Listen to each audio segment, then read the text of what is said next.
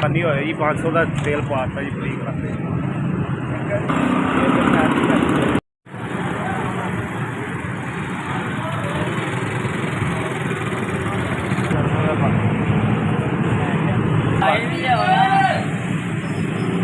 बहुत शुक्रिया, अल्लाह आपका भला करे।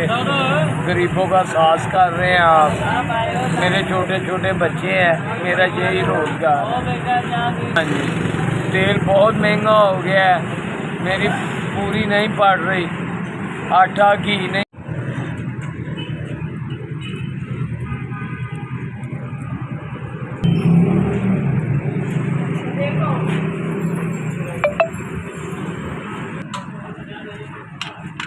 भाई ने 500 तेल पवा की मेहरबानी, अल्लाह ने भाई कमाई बरकत पाए, अल्लाह ने तंदुरुस्ती देवे। ये बड़ी है, तेल पाना बड़ा औखा हो गया है, मेहरबानी करी जिस भरा ने।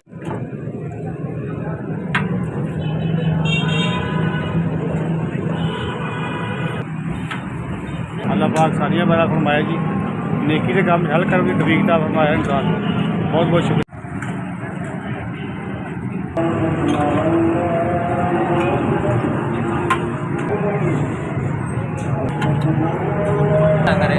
अल्लाह भला करे, खुश रखे, भला करे, अल्लाह खुश रखे, अल्लाह बात करे।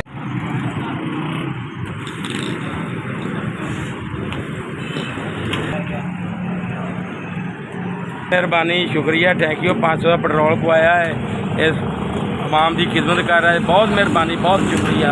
मैं पैसे दे रहा हूँ, उन्हें कहा नहीं लेने, 500 रुपये का पेट्रोल पाता।